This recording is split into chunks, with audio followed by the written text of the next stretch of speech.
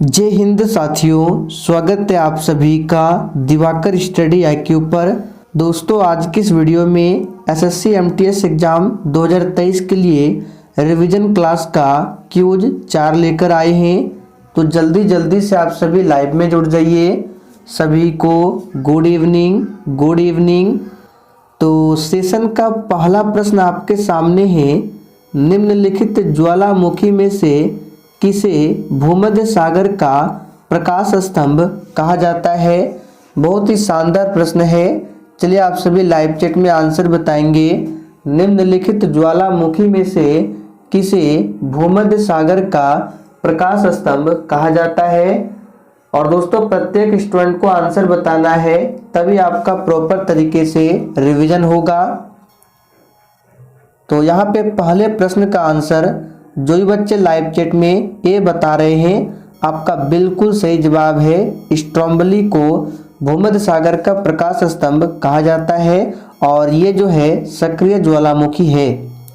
दूसरा प्रश्न है, निम्नलिखित में से किस खेल की टीम में महिला तथा पुरुष दोनों खिलाड़ी खेलते हैं? चलिए आप सभी दूसरे प्रश्न के लिए आंसर बताएंगे। किस खेल की टीम में महिला तथा पुरुष दोनों खिलाड़ी खेलते हैं?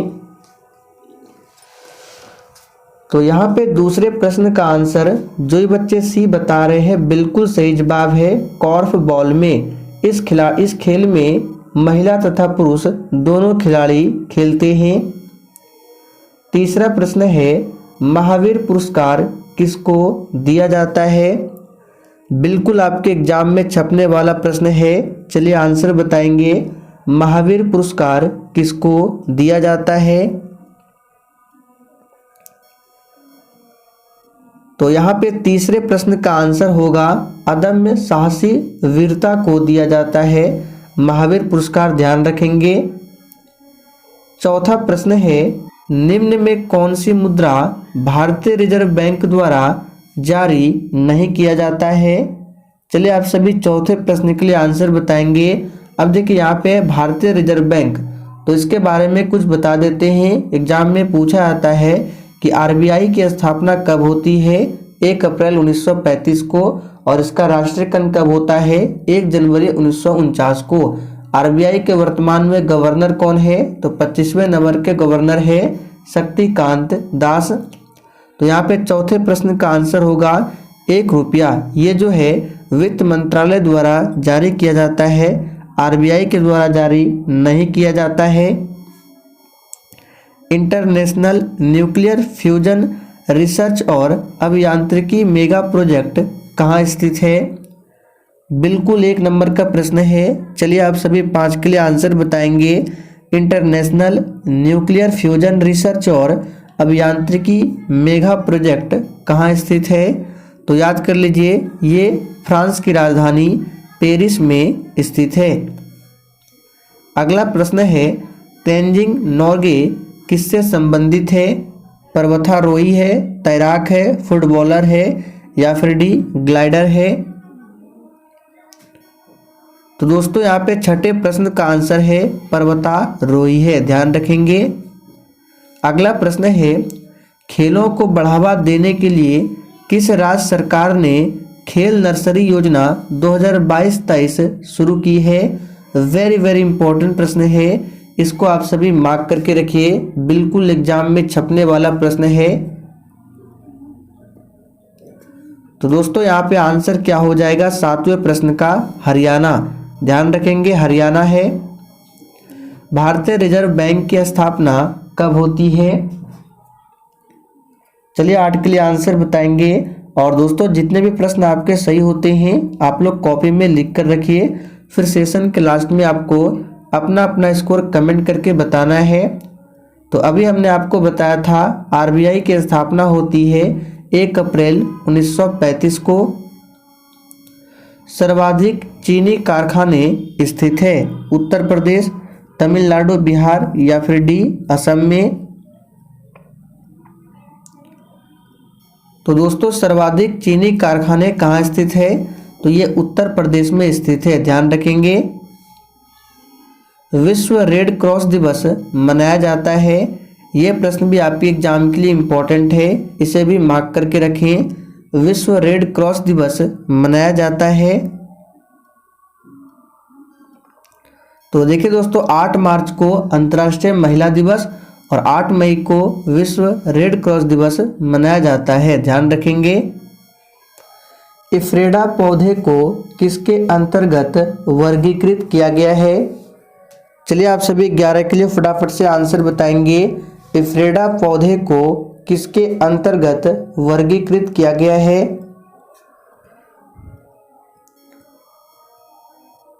तो दोस्तों यहाँ पे 11वें प्रश्न का आंसर क्या हो जाएगा? ये वर्गीकृत किया गया है अनावृत बीजी में। सी ऑप्शन जो ही बच्चे दिए हैं बिल्कुल सही जवाब है, अनावृत बीजी। भारत में प्रथम परमाणु बम का परीक्षण किस वर्ष किया गया था? चलिए 12 के लिए आंसर बताएंगे। भारत में प्रथम परमाणु बम का परीक्षण किस वर्ष किया गया था? तो दोस्तों यहाँ पे आंसर क्या हो जाएगा? 1974 में किया गया था, ध्यान रखेंगे। कब किया गया था? तो 1974 में। भारत में राष्ट्रीय आय की गणना किसके द्वारा की जाती है? चलिए 13 के लिए आंसर बताएंगे। भारत में राष्ट्रीय आय की गणना किसके द्वारा की जाती है? दोस्तों यहाँ पे सही जवाब है केंद्रीय सांख्यिकी संगठन के द्वारा भारत में राष्ट्रीय आय की गणना की जाती है। और भारत में राष्ट्रीय आय का अनुमान सबसे पहले किसने लगाया था? तो दादा भाई नौरोजी ने। बाल विवाह और सती प्रथा का आरंभ किस काल में हुआ था?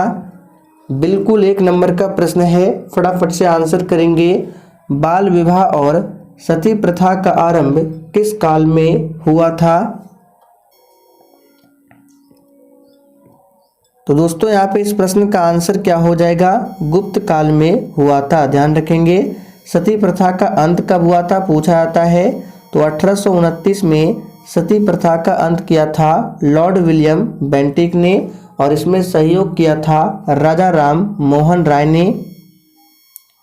विश्व विरासत दिवस कब मनाया जाता है? चलिए 15 के लिए आंसर बताएंगे। विश्व विरासत दिवस कब मनाया जाता है?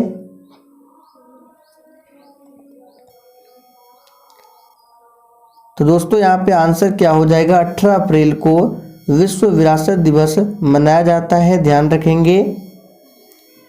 निम्नलिखित में से कौन सी खरीफ की फसल नहीं है?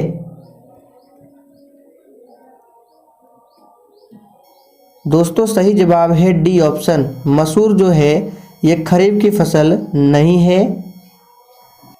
पीतल में कितना प्रतिशत कॉपर होता है?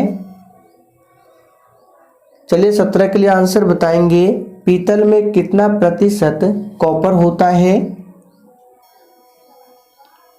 दोस्तों यहाँ पे आंसर क्या होगा? पीतल में 70% कॉपर होता है, याद रखेंगे, यानी कि तांबा होता है। और पीतल जो है तांबा और जिंक के मिश्रण से बनता है। अगला प्रश्न है, राज्यसभा का गठन निम्नलिखित में से कब हुआ था?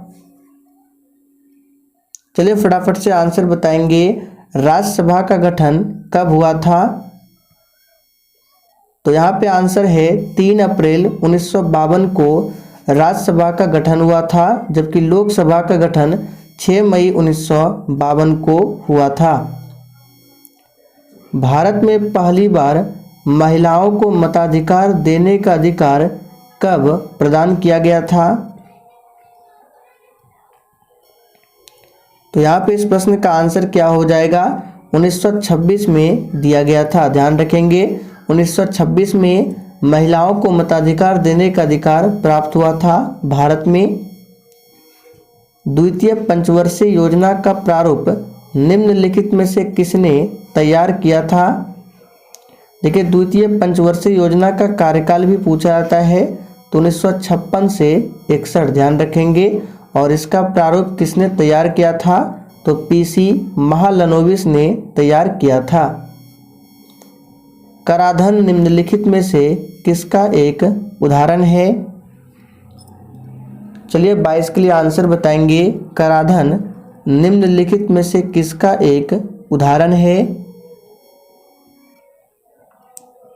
दोस्तों यहाँ पे आंसर है बी ऑप्शन, राजकोषीय नीति का उदाहरण है कराधान, ध्यान रखेंगे। प्राकृतिक वनस्पति का सर्वाधिक विकसित क्षेत्र कौन सा है?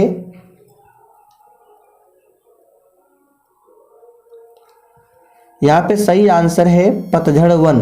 प्राकृतिक वनस्पति का सर्वाधिक विकसित क्षेत्र जो है ये पतझड़ वन है।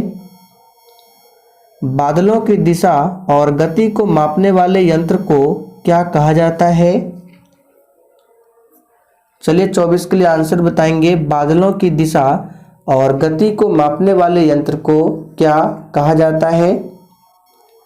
तो याद कर लीजिए यहाँ पे आंसर क्या हो जाएगा, ये बोला जाता है नेफोस्कोप, ध्यान रखेंगे।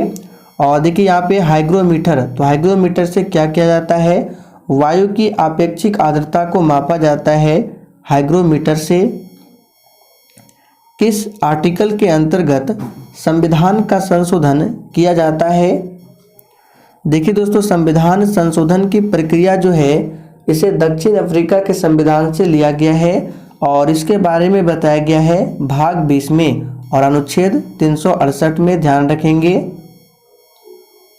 समुद्र में ज्वार भाटा उठने का रीजन क्या है? चलिए 26 के लिए आंसर बताएंगे फटाफट से। बिल्कुल इसी तरह के प्रश्न एसएससी एमटीएस के एग्जाम में पूछे जाते हैं। समुद्र में ज्वार भाटा उठने का कारण क्या है? तो ये है सूर्य और चंद्रमा का गुरुत्वाकर्षण, ध्यान रखेंगे। गोताखोर सांस लेने के लिए किन गैसों के मिश्रण का प्रयोग करते हैं? ये प्रश्न भी आपके एग्जाम के लिए काफ़ी ज़्यादा इम्पोर्टेंट रहेगा, तो इसे भी आप सभी मार्क करके रखें। तो गोताखोर सांस लेने के लिए ऑक्सीजन और हीलियम गैसों के मिश्रण का प्रयोग करते हैं, ध्यान रखेंगे। भटनागर पुरस्कार निम्नलिखित में से किस क्षेत्र में दिया जाता है? ये प्रश्न भी एग्जाम के लिए इम्पोर्टेंट है, इसे भी ध्यान रखें। भटनागर पुरस्कार किस क्षेत्र में दिया जाता है? तो ये विज्ञान के क्षेत्र में दिया जाता है। और भटनागर पुरस्कार की स्थापना यानी कि ये कब से दिया जा रहा है? तो 1958 से, इसे भी ध्यान रखें। किस यंत्र की सहायता से वायु दाब मापा जाता है? बहुत ही सिंपल प्रश्न है, आप सभी जानते हैं वायु दाब को मापा जाता है किससे? बैरोमीटर से। तो बी ऑप्शन जो ही बच्चे बता रहे हैं बिल्कुल सही जवाब है बैरोमीटर। निम्नलिखित में से कौन सा एसिड दूध के फटने पर उत्पन्न होता है? सही आंसर क्या होगा? यहाँ पे याद रखिएगा लैक्टिक अम्ल। आगे देखिए, राज्य में राष्ट्रपति शासन संविधान के किस अनुच्छेद के तहत लगाया जाता है? देखिए 3 आर्टिकल आपको ध्यान रखना है, 352 राष्ट्रीय आपात, 356 राष्ट्रपति शासन और 360 क्या है? वित्तीय आपात है। यहाँ पे आंसर क्या हो जाएगा? 31 का आंसर हो जाएगा। यहाँ पे क्या बोला जा रहा है? राष्ट्रपति शासन, तो सही जवाब है बी ऑप्शन 356। अंतर्राष्ट्रीय न्यायालय में न्यायाधीशों की कुल संख्या निम्नलिखित में से कितनी होती है?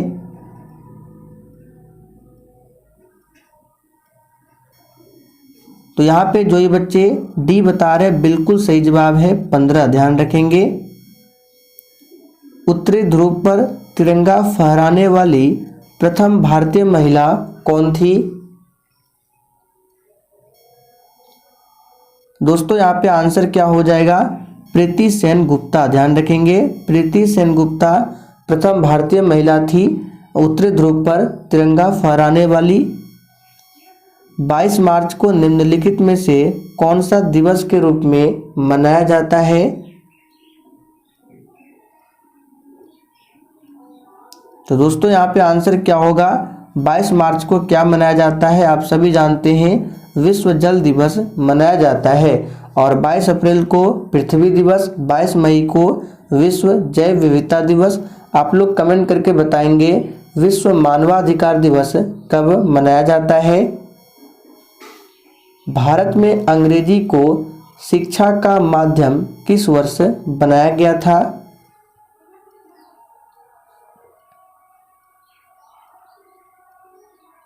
तो दोस्तों भारत में अंग्रेजी को शिक्षा का माध्यम ये 1835 में बनाया गया था।